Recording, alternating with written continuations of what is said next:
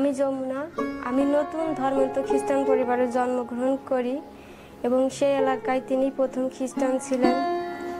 আমার বাবার মধ্য থেকে আমরা ঈশ্বর সম্পর্কে জানতে পারি এবং আমার বাবার বিশ্বাসের আমাদের কোনো সমর্থন ছিল না এবং আমরা পরিবারগতভাবে তাকে সবাই ঠাট্টা করতাম বা অপমান করতাম, কিন্তু তিনি বাইবেল থেকে বিভিন্ন বিষয় আমাদেরকে শিক্ষা দিয়েছেন এবং বুঝাইয়েছেন।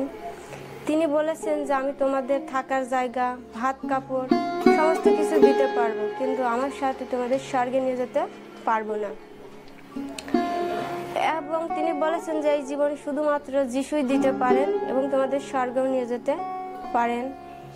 এই শিক্ষাগুলো আমার খুব ভালো লাগতো এবং আমিও একদিন বাইবেল পড়ি এবং যিশু সম্পর্কে জানতে পারি এবং আমি 2007 সালে অবগাহনের মধ্য দিয়ে যিশু খ্রিস্টকে ব্যক্তিগত জীবনে গ্রহণ করি। উপাসনার জন্য আমাদের কোনো নিরাপদ জায়গা ছিল না। আমরা উঠানে খোলা জায়গায় উপাসনা করতাম। উপাসনা চলার সময় লোকেরা আমাদের ইটের ঢিল মারতো, উপাসনা চলার সময় আমাদের ইটের গুঁড়া মারতো। আমরা ভয়ে আতঙ্কে থাকতাম। খ্রিস্টানকে বিশ্বাসের কারণে লোকেরা আমাদেরকে অনেক বকা দিত, অপমানই করত এবং আমাদেরকে খ্রিস্টান বলে ডাকতো, খ্রিস্টান বলে গালি দিত। আর আমরা যখন রাস্তা দিয়ে যেতাম লোকেরা অদ্ভুতভাবে আমাদের দিকে তাকিয়ে থাকতো এবং এই বিষয়গুলো দেখে আমার খুব খারাপ লাগতো এবং আমি বাড়িতে আসতাম এবং ঈশ্বরের কাছে আমার মনের কষ্টগুলো বলতাম। গ্রামের লোকেরা আমাদেরকে খারাপ মনে করতো এবং তারা বলতো যে তোমরা টাকার জন্য খ্রিস্টান হয়েছো। আমাদের সাথে কেউ চলাফেরা করতো না এবং আমাদের সাথে কেউ কথাও বলতো না। আমরা একা একাই চলতাম এবং আমাদের কাছে কেউ জিনিস বিক্রি করতো না। আমাদের যাতায়াতের জন্য কেউ আমাদের গাড়িতে নিত না। এমন কি আমাদের পূর্বের ধর্মে ফিরে আসার জন্য আমাদেরকে খুব চাপ দিত। স্কুলের সহপাঠীরা আমাদেরকে অপমান করত এবং আমাদের সাথে কথা বলতো না। এমনকি শিক্ষকেরাও আমাদেরকে অপমান করত এবং তাদের সামনে আমাদেরকে লজ্জা দিত এবং বলতো যে ওরা টাকার জন্য ধর্ম বিক্রি করে দিয়েছে। স্কুলে প্রতিদিনই প্রায় আমাদের সাথে এরকম হতো। বিয়ের পরে আমার স্বামীকে তারা মৃত্যুর হুমকি দিত এবং আমাকে অপহরণের হুমকি দিয়েছে। বা আমি যখন কোনো সেমিনারে যাই তারা আমাকে পতিতা বলে অপবাদ দেয়। নির্যাতনের মধ্যে যখন আমি ভেঙে পড়ি তখন আমি বাইবেল পড়ি এবং ঈশ্বরের কাছে আসি, প্রার্থনা করি, ঈশ্বর আমাকে শক্তি দেন। এখন আমি আর তাদের ভয় করি না। আমার বিশ্বাস যে তারা আমাকে বধ করতে পারলেও আমার আত্মাকে বধ করতে পারবে না এবং আমি প্রার্থনা করি যে ঈশ্বর যেন তাদের মনকে পরিবর্তন করে এবং তারা যেন ভালোভাবে ঈশ্বরকে জানতে পারে।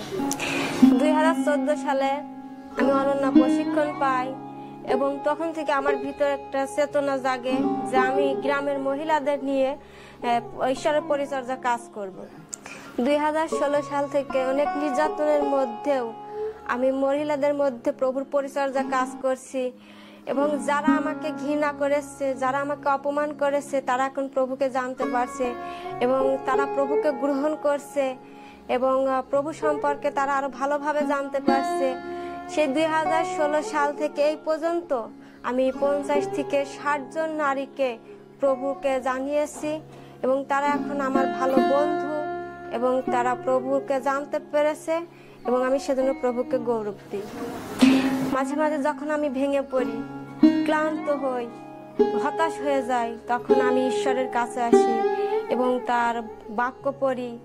আমি শক্তি পাই এবং সাহস পাই, কারণ ঈশ্বরের বাক্যই সমস্ত শান্তির উৎস এবং তিনি শক্তি দেন এবং বিজয়ের উৎস এবং আমার বিশ্বাস যে এভাবে আমরা বাংলাদেশের সমস্ত নারীকে জয় করতে পারবো।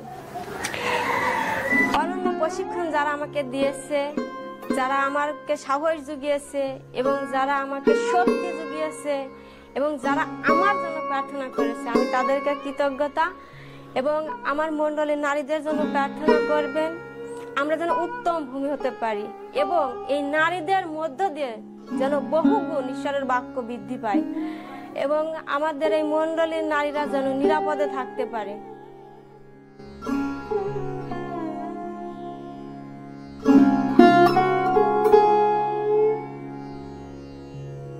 কথা।